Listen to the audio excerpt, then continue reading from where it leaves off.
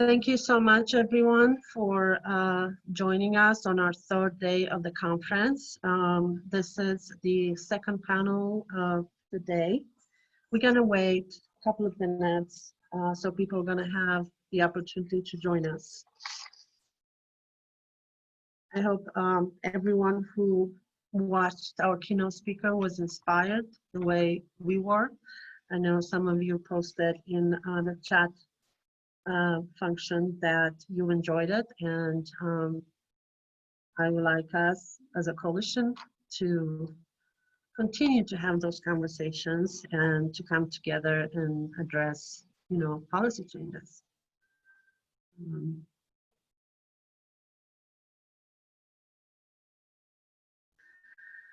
So my name is Francisca Blanc. I'm with Utah Housing Coalition. I would like to welcome our speakers. Maria Montes, she's with Comunidades Unidas.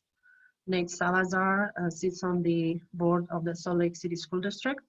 And Margarita Satini, she is an advocate for the Pacific Islander community in our state. The title of this workshop is Racial Injustice and Housing Inequality Affecting Healthcare, Education, and Criminal Justice.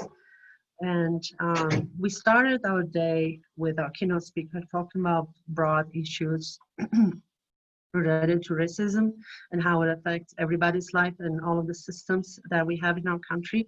And with this panel discussion, I would like to bring this issue home. That's why we wanted to have local leaders and advocates that work in their own community to address specific issues. And I would like to ask our attendees to post comments in the chat function of the workshop so we can have a robust conversation.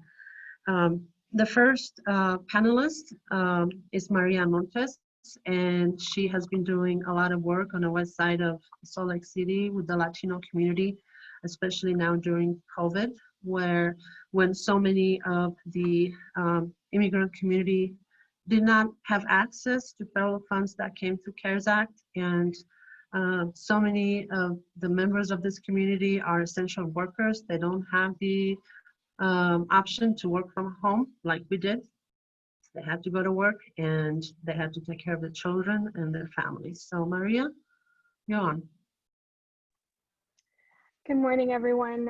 It's a pleasure to be here with you all digitally. I hope that you're all doing well under the current circumstances.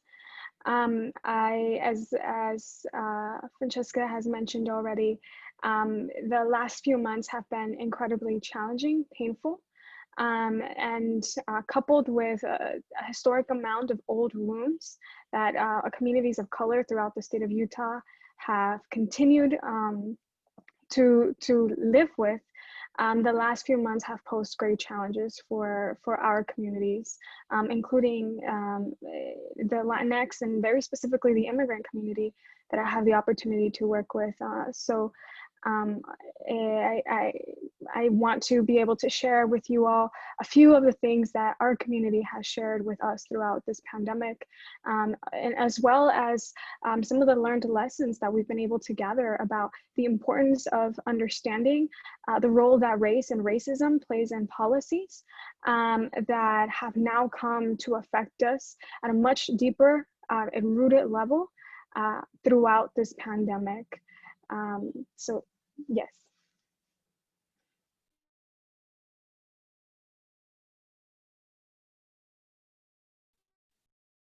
So Maria, specifically,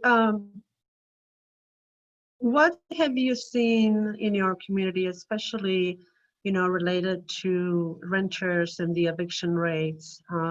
Yesterday, we had a workshop presentation by two researchers at University of Utah, and they've done a research study a couple of years ago highlighting the fact that people of color are evicted at much higher rates than their white counterparts. And I cannot even imagine what's been happening during COVID. What kind of stories have you heard from the ground related to that?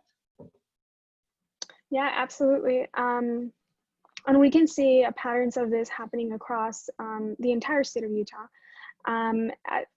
one thing I want to recall, just this morning, I and my colleagues over at Comunidades, Unidas, were working with a family that was evicted just yesterday. The family was infected with COVID in the month of July, and they were infected. They weren't able to go to work, pay their rent. They're also considered essential workers. They're undocumented. And because of all of these factors, they did not know where to go to reach assistance and support. They did not know how to connect adequately to some of the resources, basic resources that are available at this moment. And because of that, they weren't able to receive the assistance that they needed, and they were evicted just yesterday. There are systems in play that were created to help this family, very basic systems in our state, that is, right? But there were some systems in place. Unfortunately, there were barriers and challenges to this family being able to access those services and those resources in time and in an effective manner, in a language that they understood, in a culturally competent way, in a way that they could, because of course, living in the middle of a pandemic with limited accessibility to internet, limited access to being able to go directly to an agency and ask for information directly, they are the best example, right, of what our community continues to live in day in and day out. Pre-pandemic, this was already a concerning issue. The Utah Department of Health released a report in 2019 called the Utah Health Improvement Index. And it separated by districts health inequalities that communities face. In the report, it's very clear. You can see the distinctions between communities of color and predominantly white, upper middle class communities, the access to health and the access to services that they have.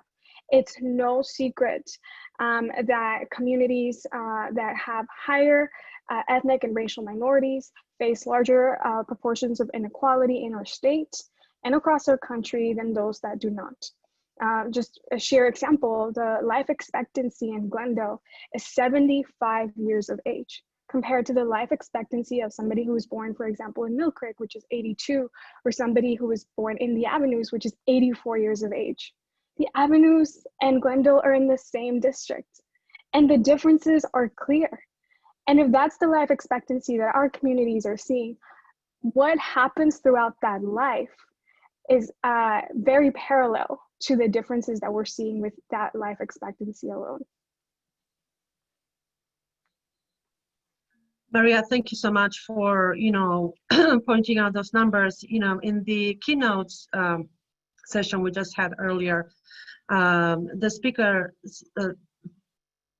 talked specifically about this issue, and in the back of my mind, I was like, well, this is us, this is Salt County, where you have, low-income people and people of color living close to airports, factories,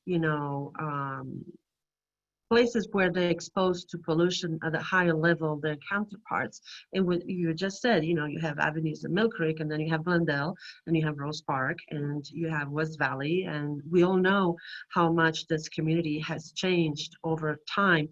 And I think for some people, it's difficult to understand, when you tell them that, people of color and low-income people, their immune system is already damaged prior to any kind of pandemic because of the conditions where they live, their housing conditions, their environmental conditions, where they don't have access to, parks and green areas like, the rest of the community.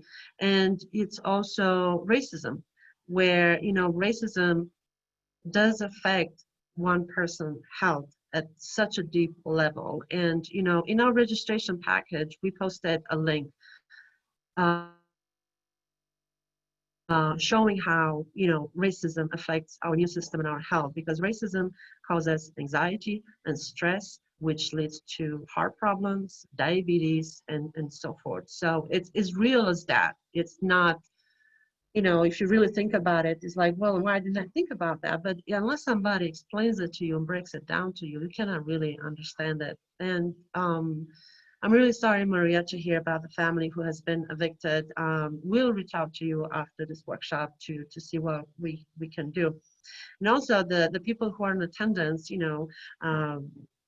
one of them is a landlord-tenant mediator, another one is an attorney. We have people from the Department of Workforce Services who work in the housing division, and they oversee the housing rental assistance for renters, and I'm sure they're going to want to hear more from you about what you have seen on the ground. And as a policy solution, I mean, for me as an advocate, I know that the landlord-tenant law tilts heavily towards the landlord.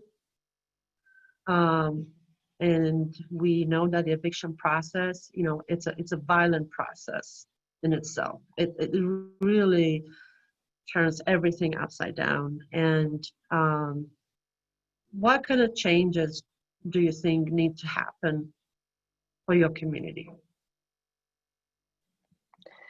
Yes, that's the challenging part, right? I think that we can come up with a very long list of the different obstacles that pose challenges for our communities. And then the real challenge is, how do we work together to overcome those challenges? For us, in the 21 years that we've been working with our Latinx and immigrant communities in the state of Utah, it's very clear that increasing access to, and this is super connected with healthcare, right? But increasing access to the health and safety net programs that are available to some of us in the state, but not available to immigrants, for example, and their families. That's a very big step.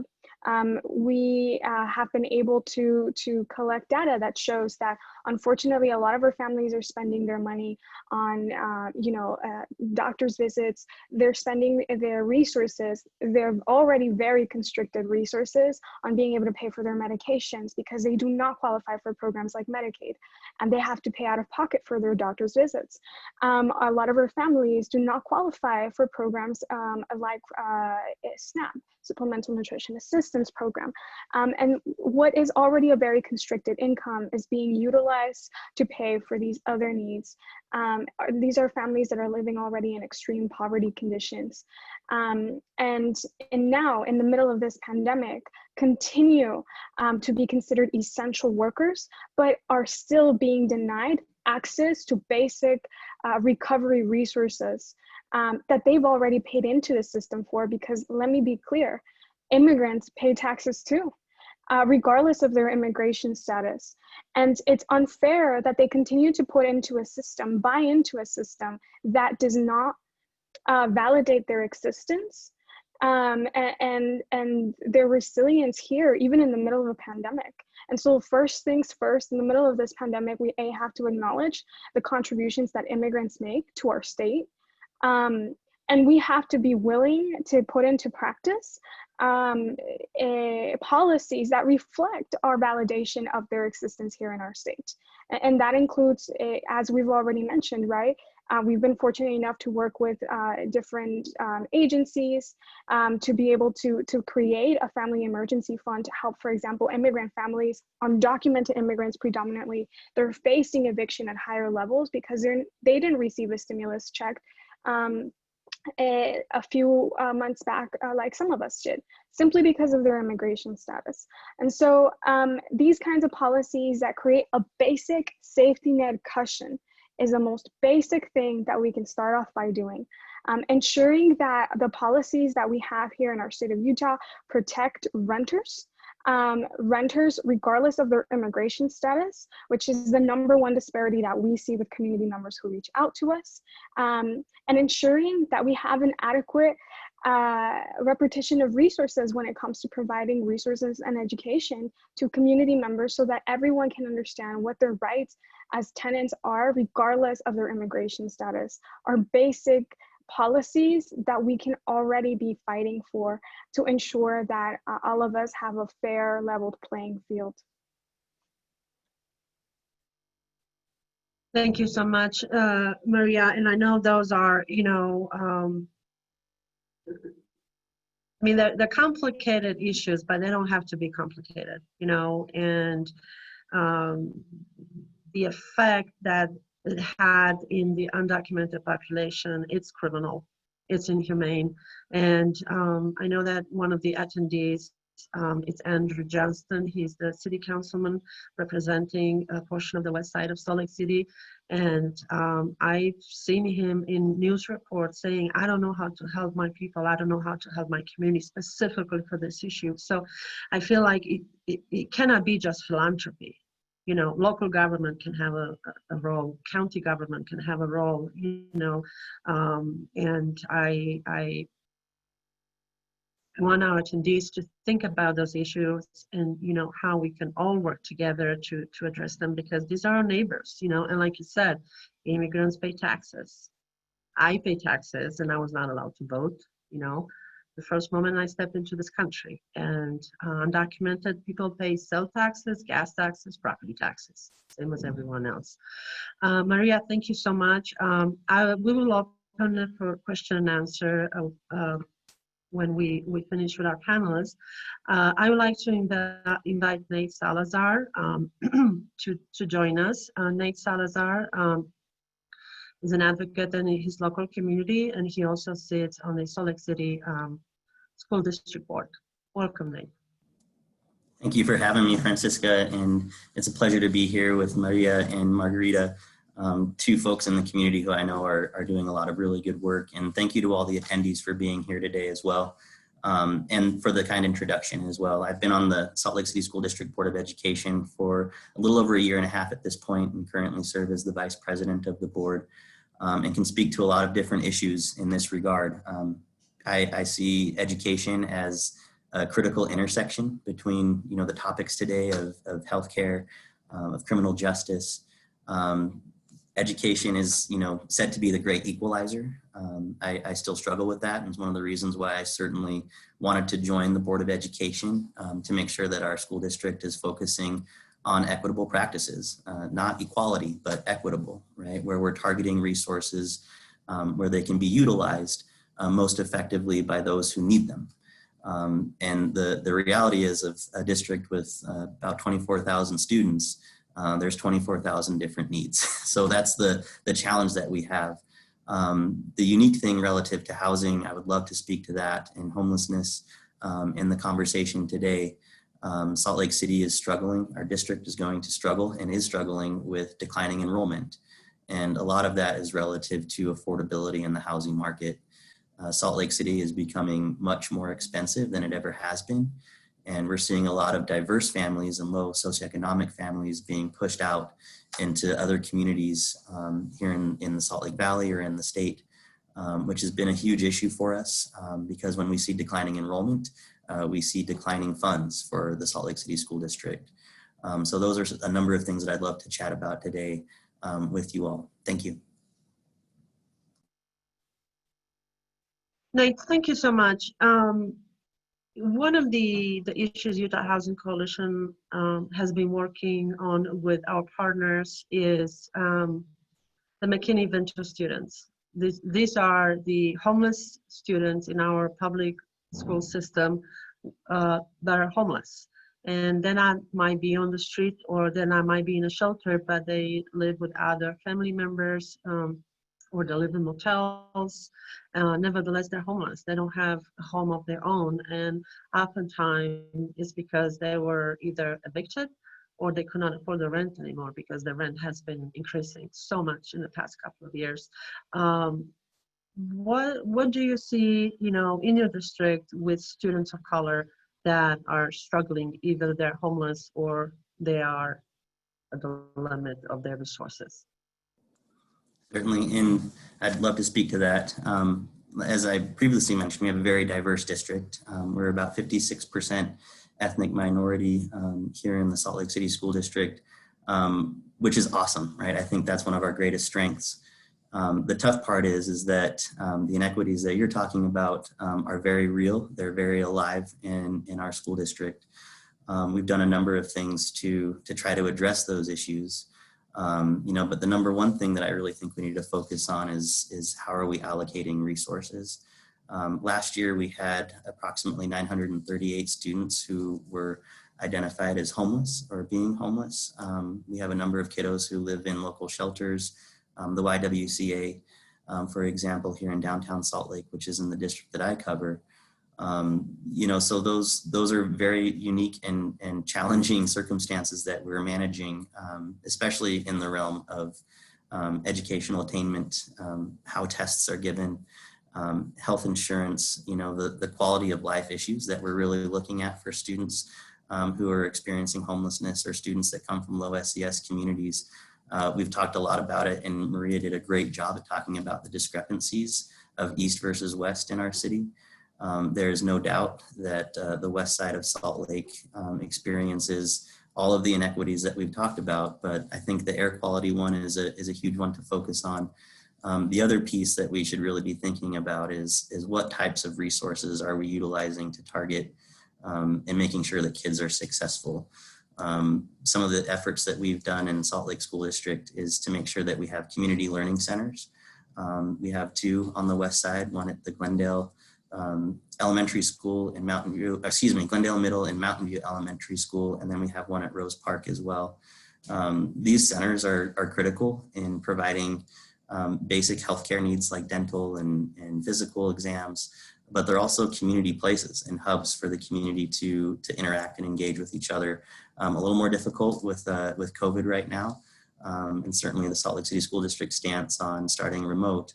But nonetheless, those are the types of programs that we're really focusing on. Even at East High School, which serves a lot of students from the Glendale and Poplar Grove neighborhood.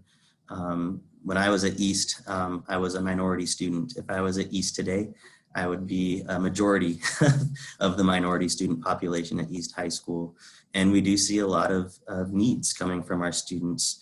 One of the really cool things that we've been doing at East is a food pantry that parents and students can come grab food for the weekend or for breakfast. And we also have a really unique program where we have students, we have available for students things like a washer and a dryer, for example, of food and clothing, opportunities, showers, for example. These are the types of things that a lot of our students are coming to school with that they don't have at home. So we're trying to do what we can to make sure that we have those types of opportunities for students, especially those that are struggling and come from low SES communities or even homelessness. McKinney-Vento is a great program. Basically, it requires that a school district by law is mandated to still provide support for a student if they become homeless. So if a student in Salt Lake City School District becomes homeless and has to enter into a shelter situation or a housing situation outside of the Salt Lake City School District boundaries, we are still by law required to work with them, whether that's providing transportation and of course a high quality education. But again, those are very difficult challenges that we're up against. A lot of parents will often opt out and re-enroll in a district that's closer to where their current situation is. The struggle with that is that there's not a lot of consistency, and consistency in education is critical, especially for young kids, and making sure that they are working on and with their peers and teachers that they see and have trust with regularly, which is critical for kids who come from low SES communities or who are diverse, because of the educational gaps that we see and the inequities relative to achievement. Our diverse students historically and currently, while we're working on closing those gaps, still fall and achieve further behind their white counterparts in multiple educational realms, including Salt Lake District. Thank you, Nate. The people who are attending our conference vary from social service representatives working in the homelessness arena. We have all levels of government, city, county, state. We do have banks and CRA officers. We have for-profit developers and non-profit developers in affordable housing. And so it's a very diverse audience. And what do you think it needs to change in our communities so students of color that struggle, they're going to have better access to proper education? What can we do as a community? Certainly. I think more or less, and especially in the realm of the work that you're doing today with this conference and relative to housing, I'm going to focus on the enrollment and the declining enrollment in Salt Lake City. We have a development boom here in Salt Lake. There's a lot of development going in, and there's a lot of apartments and condos. But the unfortunate thing in the realm, or at least from my perspective as a school board member, is that a lot of those developments aren't being developed with families in mind. We have a lot of, studios, we have a lot of 1 and 2 bedroom apartments, but that doesn't necessarily accommodate a family of 4 or a family of 5 or 6, for example. So a lot of families either, again, are being priced out, or there aren't opportunities that are affordable in Salt Lake City. That's a very unique challenge that we have right now.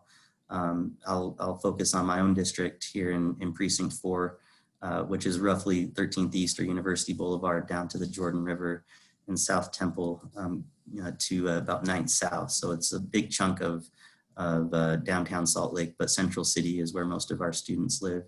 Benyon Elementary is a prime example of a school community that's been impacted by a lack of affordability in the housing market for families. Another impact to that was, and just the redevelopment of homeless services when the Road Home and families moved to Midvale shelter. We lost a number of students at Benyon Elementary, which more or less put it the docket for potential school closure. And for me, that was a huge red flag for a lot of reasons. More or less, Central City is on par, so to speak, with our West Side communities relative to socioeconomic status. We're one of the more poor communities or neighborhoods in the city. And to me, that was a struggle to think that you would have a school that is 90% low socioeconomic status or qualifies for free and reduced lunch, and 90% ethnic minority, and also a school that serves a population of students whose moms and themselves live at the YWCA. So you have a very vulnerable population that was at risk of losing a very foundational and pillar, right, of in their community and in their daily lives, right? The resiliency of that community is huge, right? They are very resilient, and the thought of losing that consistency relative to school and education was a huge concern. Those are the types of impacts that I think we're going to start seeing, especially now that the housing prices are getting more expensive on the West Side as well. We're seeing a lot more families being pushed out, more landlords catering to single adults who oftentimes will most likely be spending more than 20 or 30% of their income to live in a home as well, which creates its own set of disparate issues. But I really think when it comes to affordability, if there could be incentives for developers, either through banks or through creating more funds in the city in partnership with the school district, I think that would be a huge factor in maintaining our schools like Benyon, and certainly on the West Side, where we have schools that are very diverse and very rich in culture, that are at risk of losing students because we're seeing a lot of people move out of the neighborhoods. Thank you so much, Nate. And this is, again, it's somehow anecdotal to so many of us, because we do see what's happening, and it's just not Salt Lake County that is booming. It's Utah County, it's Davis County, and it's, Washington County. It's also growing quite a bit. But I have to say, Salt Lake City, it's a construction war zone. And I have no idea when we're going to have some quiet. But that's the economic development that is taking place. And speaking to that, yesterday we had a workshop, Rocky Mountain Homes, where a for-profit developer is working with the Weber School District to help teachers buy homes, so they will stay within the district. So district, we're gonna, retain their teachers. So I'm sure that quite a few attendees attended that, and I hope that this will be topic of conversation on how school districts can join, nonprofit affordable housing developers to have affordable housing in our areas. Thank you so much, Nate. And our next speaker is Margarita Satini. She is an activist for the Utah Pacific Islander community. Hi, Francisca. Thank you so much. Yeah, my name is Margarita Zatini. I am the executive director for the Utah Pacific Islander Civic Engagement Coalition, but I'm also an organizer on Sierra Club. So I am in an environmental space that is pretty new to me. I'm really good at organizing, but I am enjoying the challenges that come with being a person of color in Utah, part of this environmental space, which is pretty rare. But currently my coalition is focused on, right at this moment, working to try to curb the rising infection rates of COVID-19 in our community.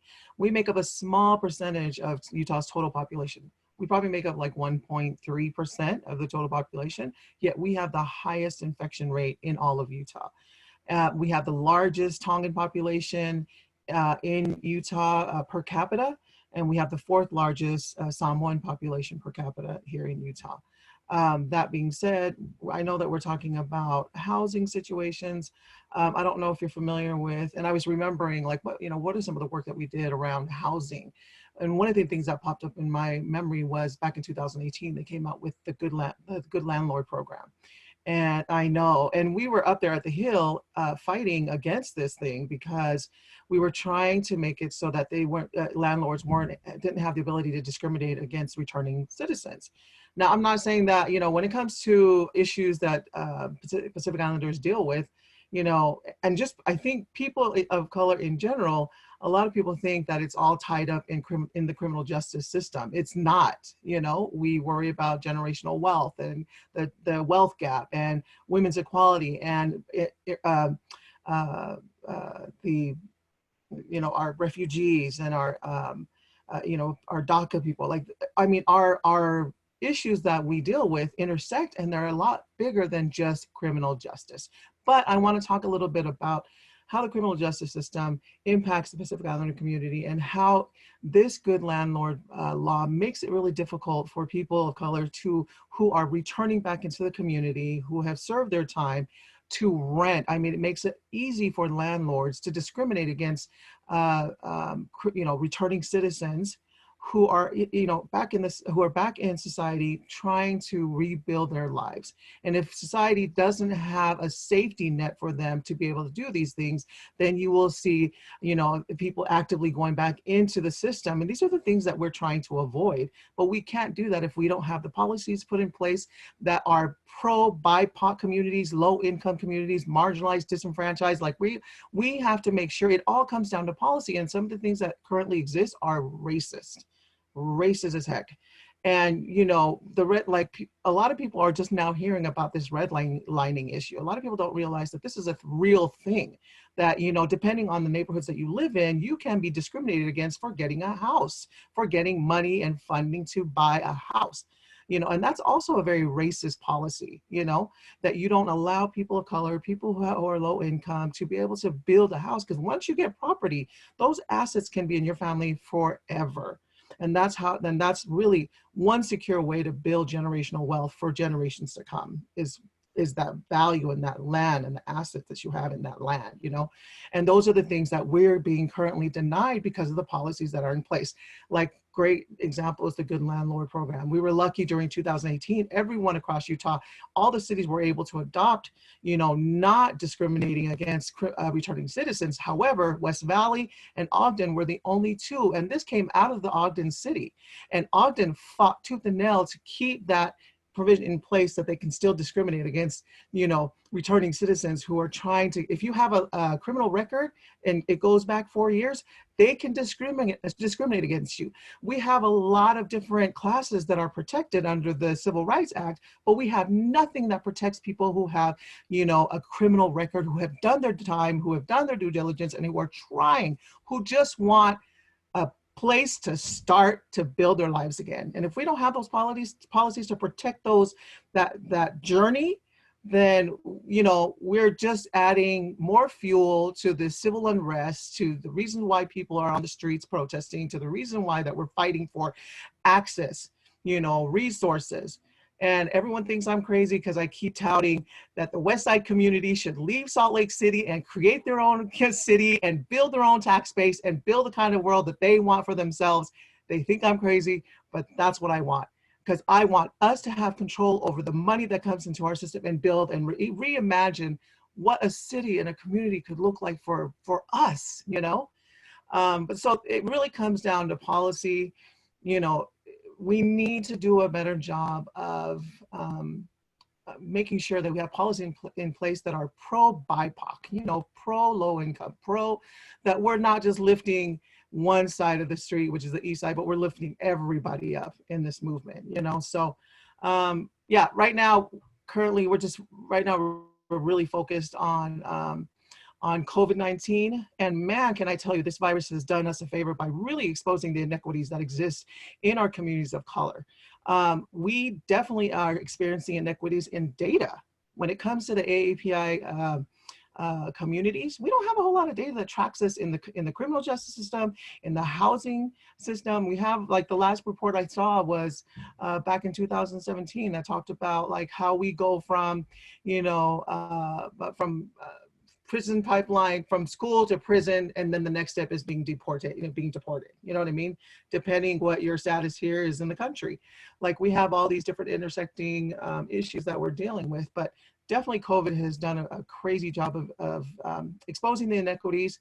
It's a hell of a year, like you said, Francisca, but it's also a year where we're starting to have real conversations around race, around lack of, you know, access, and real policies that, you know, change how it impacts our communities. And, you know, for the first time across the nation, we're having dialogue around police reform and defunding the police and abolishing the police. Like, these are real conversations that used to be radical ideas. Things that used to be radical conversations are being normalized. You know, we're talking about a universal basic income, like, you know, things that people come up with back in the past are being really considered as, you know, potential policy. So really it comes down to policy and who our champions are in those seats and those positions of power, and how they speak on our behalf. And that's why representation is so crucial. Representation is crucial because if you have somebody sitting at the table representing you but has no idea about the history of your people, your community, they are not going to do an effective job of representing your issues. Let me get off my soapbox. Thank you, Francisca. No, Margarita, thank you so much, because every single word that you said, you know, we know it and we feel it. And, you know, talking about the Good Landlord program, we at the coalition, we're very familiar with that one because we worked on it for years. And we did everything we could, you know, to make it better. And yes, Ogden and West Valley City and other places, they have it the worst. And, you know, over a decade ago, we worked with Salt Lake City government when Ralph Baker was the mayor, and we were able to have a fair landlord program. I mean, we did not want it to have it in place, but it will have happened anyway. So our job was to make sure we're not gonna discriminate against people coming out of prison or people that have a record in the past year, you know, and we're talking about people that were having minor offenses, even domestic violence victims. Because when you're in a domestic violence situation, it's very messy. And sometimes both, you know, the victim and the perpetrator, they can have a criminal charge against them. So, you know, thank you so much for bringing that up. And, you know, somebody from the audience commented on, you know, thanking you for bringing the issue of, you know, people that are returning from jail could serve their time. You know, again, they cannot get housing. So where do they supposed to start? You know, how can somebody build a new life from them and start again if right from the get-go, they cannot get housing? The most basic thing anyone needs to have a decent life, you know. So we're gonna start working on it again, you know. And I think you know, with the discussions that we are having, you know, I think we're gonna be a little bit more successful because it is based on racial discrimination. Bottom line, it is that, you know, simple as that. And we know very well at the city we're going to fight it again. But guess what? Who are they? It's basically one person who wants something done exactly the right he wants, and that's not how a community works. And I know that you brought up, the discussions we have on defunding the police, and I want our attendees to know what actually this means. It does not mean to get rid of the police. It's to look at, how much funds are allocated to the police departments. And, FEMA money goes into the police. Why FEMA money goes into police funding? That's a federal issue, and, the police, it's a public servant. And, we do want to have, law and order in our community, but something has to change, because the way things have been going, it's not right. Police should not be killing people. Bottom line. I would like to open it up for question and comments from our attendees. You can place your comment in the chat function. Tara, if you have any questions for our panelists. Tara doesn't have any questions. So I'm still waiting for some comments to pop up. I think most of the people who are watching and listening, they wanted to to hear from each of you and kind of learn. All of us, the white community, a lot of us want to learn, want to hear, want to create channels of communications where we can actually find solutions. And every single one of you mentioned housing, and I know it's related to our conference, but it is, it's access to housing, it is affordable housing, and where that housing is, like Nate mentioned, what's happening in the Salt Lake City School District with the enrollment. And Margarita, we will be talking about the Good Level program. We're going to have a long conversation about that. Hopefully we can meet at the park, social distance, and come up with some actual solutions, because Tara and I have done a lot of work on it, and actually some of our attendees worked on it. So Alexis from United Way has a question for Nate. What sorts of disparity is Nate seeing in terms of remote learning? Certainly. Well, there's a few. I think the one disparity that we're seeing is, especially as it relates to students, is access to internet. There are still pockets in our community, especially on the west side, where we're seeing that being an issue, right? For us, our district took a stand that remote learning would be the safest and wisest option for our students in the city, for a lot of the reasons that we're talking about.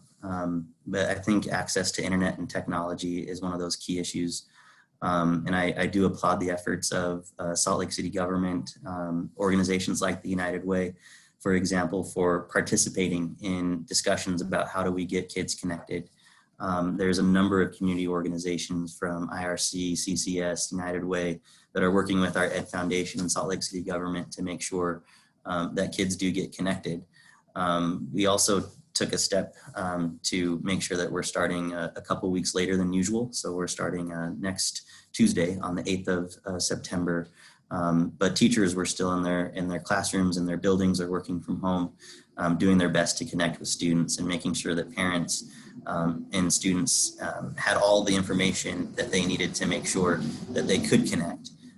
The other big push for us and the Salt Lake City School District was making sure that we had devices for every single student, not just a device for a family. That was one of our huge learnings in the emergency response that we had last spring, is that we had a lot of students who say you have a family and there's 3 kiddos and there's only 1 computer. It made remote learning impossible, right? Because they're all vying for that technology.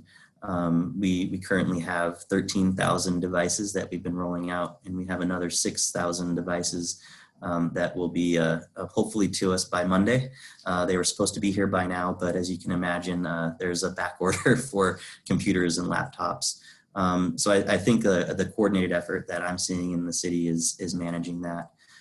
The other disparities that we're seeing with COVID and remote learning is how do we support families, especially working families?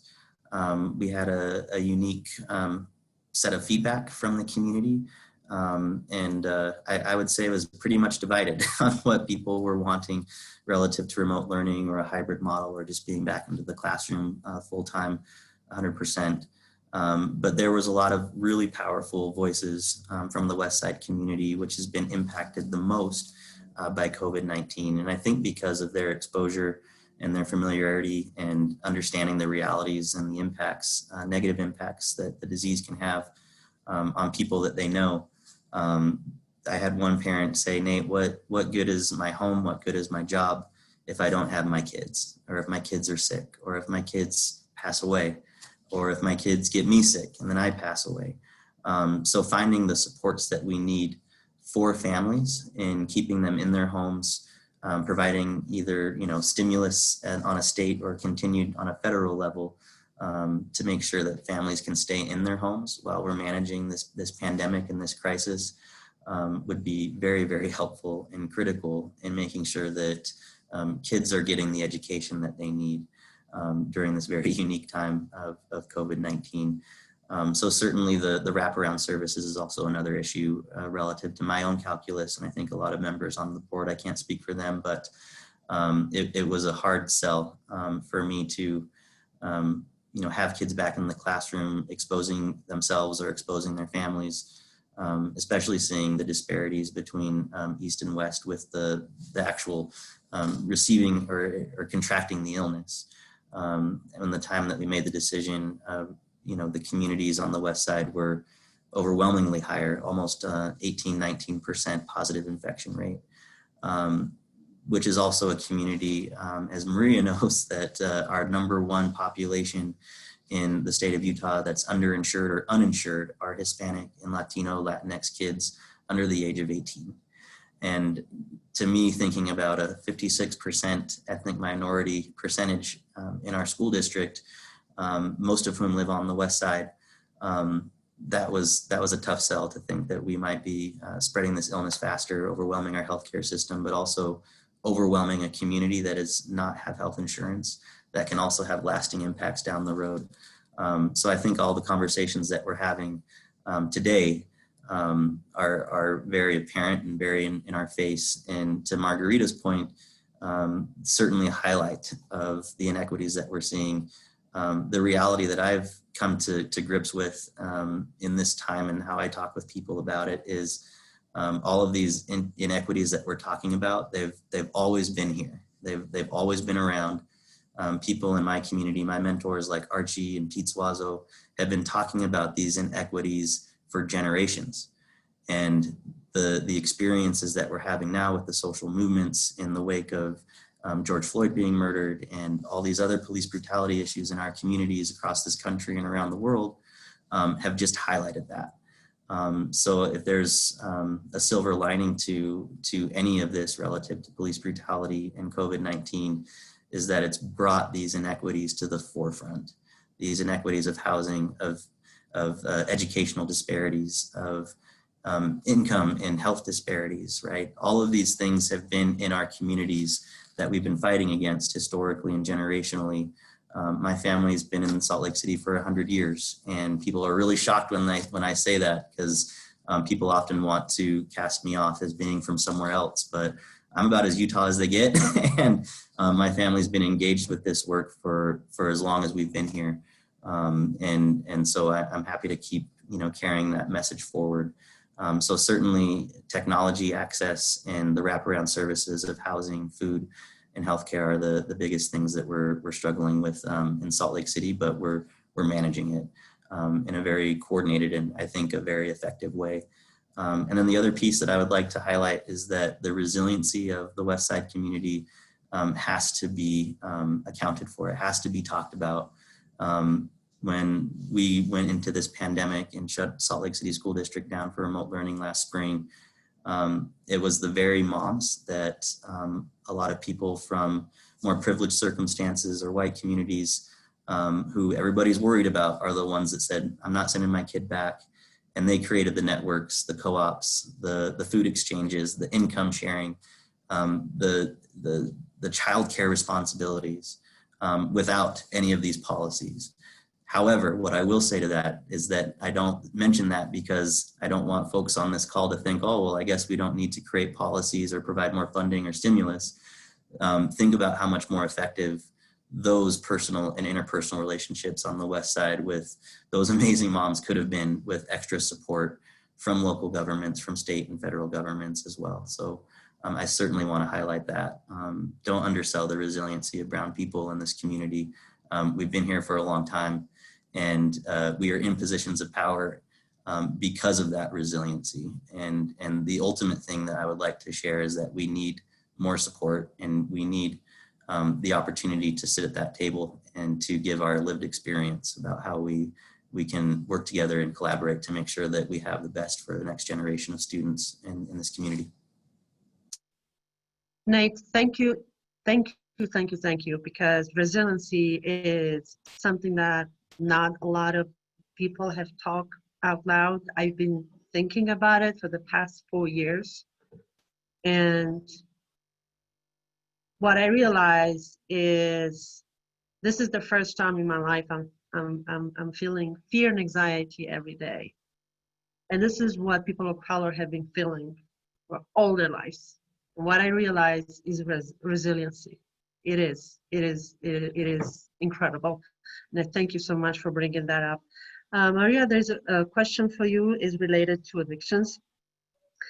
So this comes from Frank. Maria touched on the topic of evictions, particularly among undocumented families.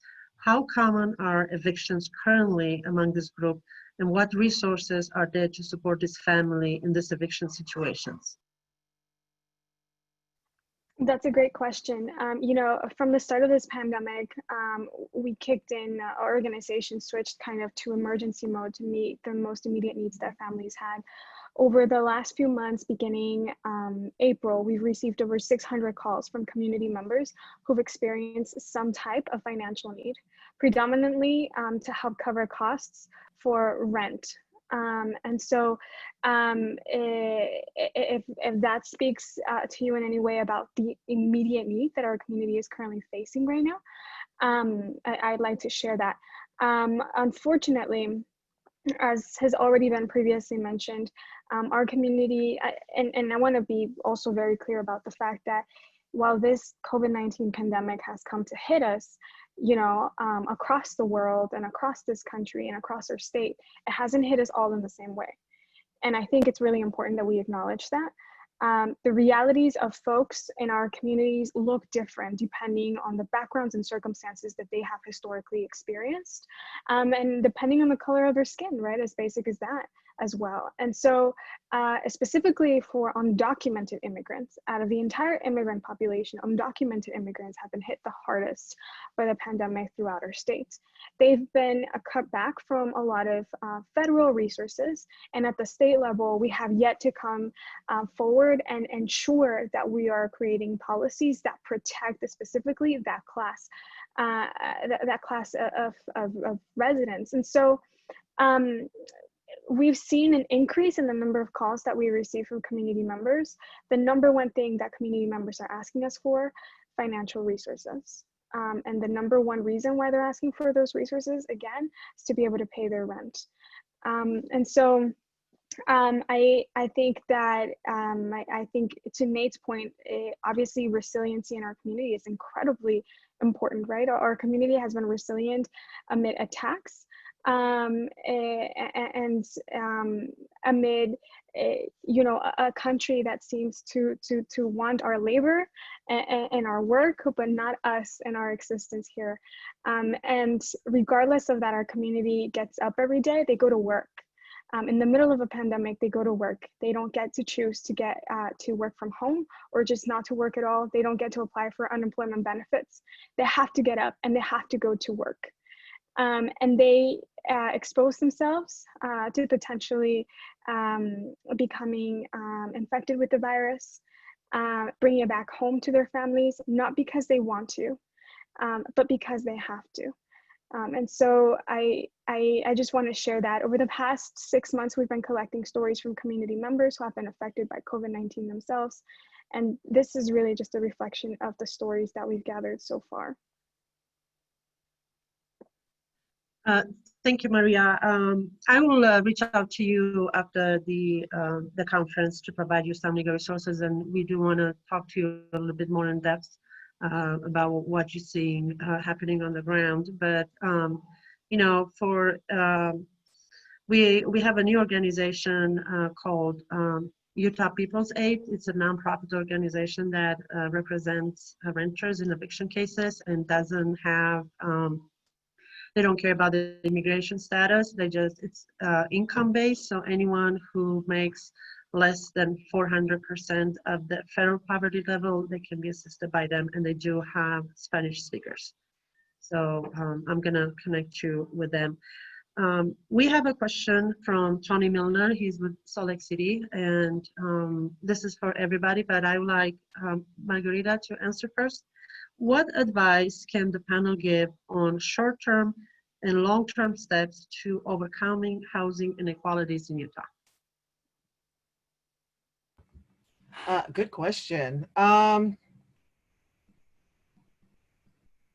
We are starting to have conversations around building first of all, how to fight discrimination when it comes to loan practices, right? So we're trying to fight that by, you know, having conversations around building credit, around using their housing status. Like for most Pacific Islanders, we live in multi-generational homes. So out of this multi-generational home, you may have several incomes. And we talk about, you know, using the bodies in your home to build, you know, to put together a down payment on some land, or you know, to try to fight these racist laws and ordinances that we're dealing with. Gosh, I don't know how to answer that question, except we're doing what we've been taught ourselves to do, and that's we're using the resources within our own reach, which is just the fact that we're a very community-based people. We live in multi-generational homes. We're using the power of our bodies within these homes to build our own short-term wealth. Does that make sense? I don't know if that makes sense, but we're using those methods to try to buy ourselves homes, to buy ourselves land, to help us put ourselves in a better place, because housing for us when it comes to homeless situation is more of a housing instability. The fact that we have to live in homes with, you know, we could pack 3 families into a home. And that to us is, you know, that's normal. That's been a part of our culture to have multi-generational homes. But you're living in a different country right now. And this is a perfect opportunity for many of the people who live in these homes to build, you know, to start building this generational wealth that I keep talking about. But that's the only answer that I have probably for that question. I don't know. No, it's good, Margarita. Thank you. I mean, one of the short-term solutions will be to address the good landlord program, right? Yes. You know, I mean, it can be seen like, okay, the session comes up in several months, we can change it, but we might not be able to change it, so we have to come back next year. But that's kind of an easy thing to go to, where some of the housing inequalities are more complex, and you kind of have to dig deep.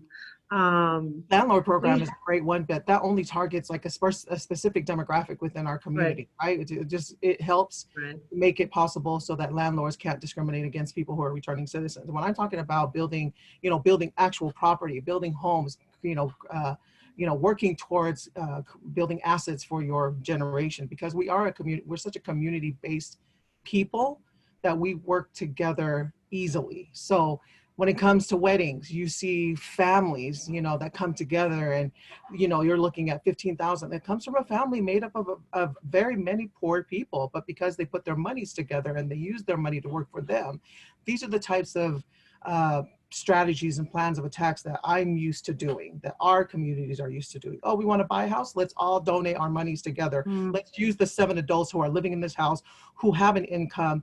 Let's take that money, let's get that money together, and let's use that as a down payment on the house. Like, this works really well with communities of color. I've seen it in West Valley. There's a whole street that an entire Vietnamese family lives in. And the story is they started living together, multi-generational, families living in one home, but they started using all the money that was coming in from each of the different adults and started buying each of the homes right next to each other.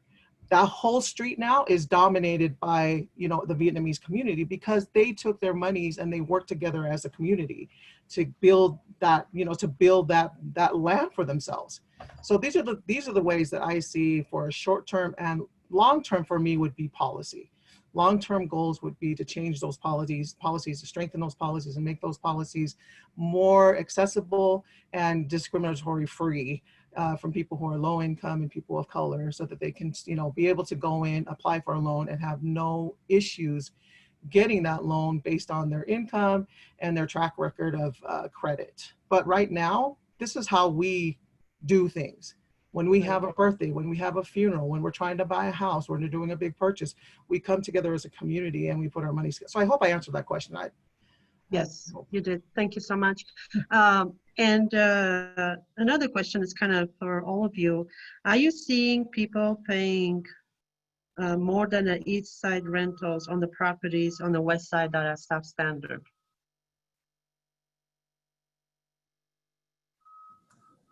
Could you repeat the question one more time? Sorry.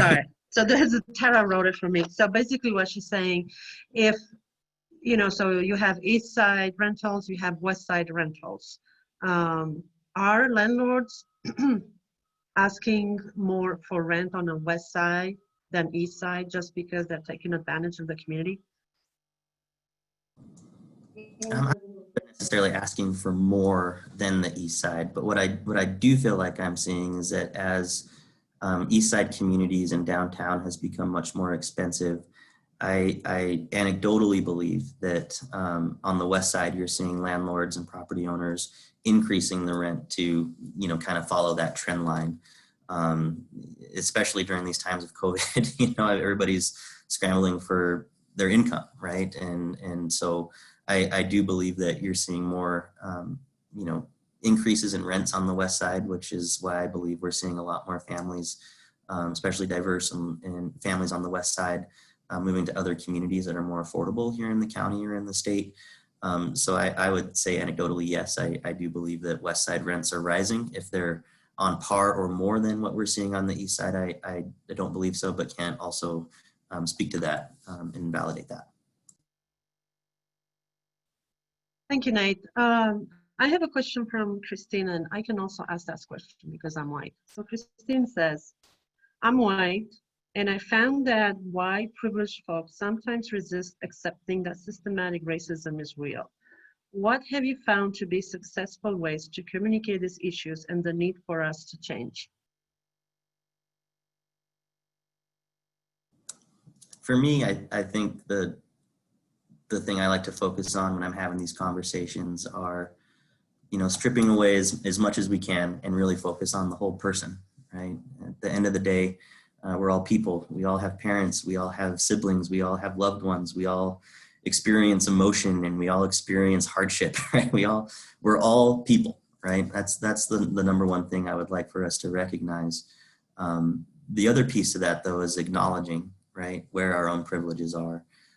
Very fortunate to come from the type of family that I come from and the education background that I do, which is social work, and not only social work, but a radical framework of social work and anti-oppressive practice, right? Which recognizes that as a male-bodied person, I have privilege over women.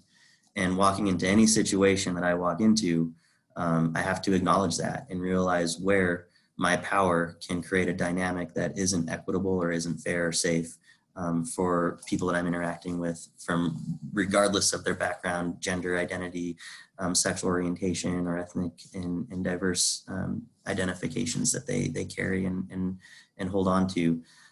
So for me, I think it's relating that personal story. When you break down all of these other things, we're all still people, and we all want what's best for ourselves and for our families and our kids. And those are the things that we need to talk about, is what are our common interests? What are our common values? To me, it's a system, right? It's definitely to that, in the sense that there are practices that are in place, you know, that are rooted in things like racism or inequity. For example, the police departments that we've been talking about briefly today, acknowledging that law enforcement in this country was a direct response to slavery and the ending of slavery, right? And how do we control slaves and these freed slaves, right? That was the premise of law enforcement in this country. And I believe that those premise and those values have maintained themselves. It's no different than in education relative to segregation in our schools, which we still see, just in very different ways, because there's a gap, right? There's a separation between what folks think is best for the time back then. And those values still play out in the pedagogy, in the research that's done on education, or in law enforcement, for example, or in healthcare, or in housing, right? There's systemic issues that are in play and have been in play. While they may have been covert for a few years, they're certainly much more loud and open and in our face than ever before, as we've discussed today. But really focusing on the health of a community. To me, the systemic should shift to looking at the community as a whole, right? We're all participants, we're all engaged in our community, but we all have something to offer to our community as well. And the thought that folks are moving out of our city, especially diverse folks, takes away from that, that opportunity to have a strong community and a strong system that's rich in diversity and culture. To think that we could be venturing down a road where it's a very specific type of person that lives in our city, I think is a deficit for us, right? As a city, as a community. The challenge is that how do we integrate and how do we create systems, policies that promote diversity, that promote you know, a makeup of income of diversity in developments in neighborhoods. But right now what we're seeing is a very specific set of you know, policies and developments that are geared towards a very specific person or type of person that doesn't represent a family or doesn't represent diverse people as well as it could, and certainly as well as it should. Thank you, Nate. We have another question for the whole panel, but I will ask Maria to answer it. This comes from Peggy. She is down in Iowa County, so it's rural area. Her question is, do you find a difference in racial injustice between rural and metro area? If so, can you share? Absolutely. You know, and this is also just based off of my own experience. I'm originally from San Diego, California, and I moved out here to attend university. So my first experience here in the state of Utah was actually in a rural area. And to be fair, I didn't know what I was getting myself into. I was just really excited to be 18, go to school, live life, be an adult all by myself, or so I thought. But it taught me a lot of things. Growing up in a very blanketed by my community. I'm Latina, and growing up in a place where I was blanketed by the love and the community sense that we have, I was really sheltered. And I think that when I had the opportunity to live in Cedar City specifically, for example, right, I had the opportunity to live side by side with community members that lived these disparities at a much deeper level than even a lot of us here who are in Salt Lake County ever even get to witness ourselves. And the reality is that if there are limited resources in our area here in you know, suburban Utah, the limitations for communities of color that live in those areas, rural areas of the state of Utah, are even more challenging. So for example, and it was hard, right? Like I had to figure out how to get to school because there is no bus system, right? So if you don't have a car, good luck, right? You're gonna need a bike. Access to healthcare is extremely limited. No ability to be able to get to a doctor's office if need be in a case of an emergency if you do not have access to a car, right? My community members down there are working arduous jobs in fields and farms, right? They're under the sun all day, every day. And then when winter rolls around, they have difficulties figuring out how else they're going to make up the income that they need for their families to thrive and survive. Access to resources like SNAP and Medicaid are even more limited because families over there have limited access to the resources that agencies like the Department of Workforce Services are able to provide, just because of the limitations of the area, right?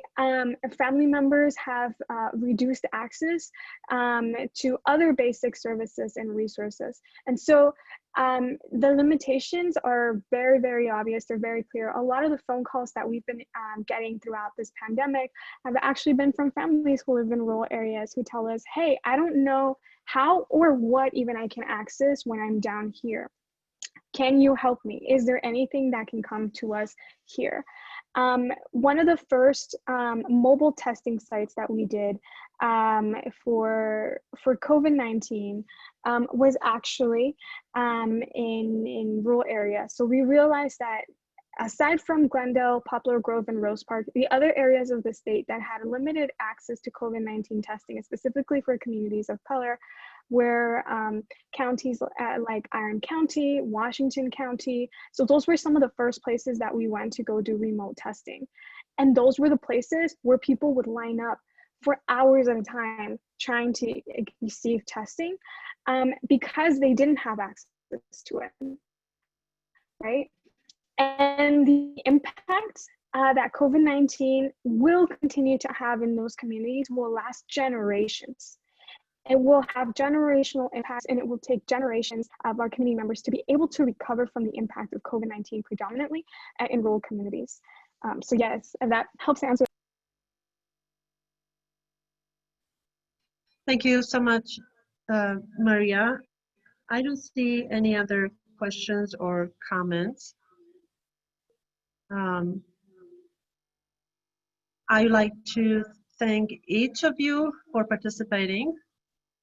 And we're going to be continuing to have these communications with, the three of you, and, build a strong partnership with, multiple agencies to work on this together.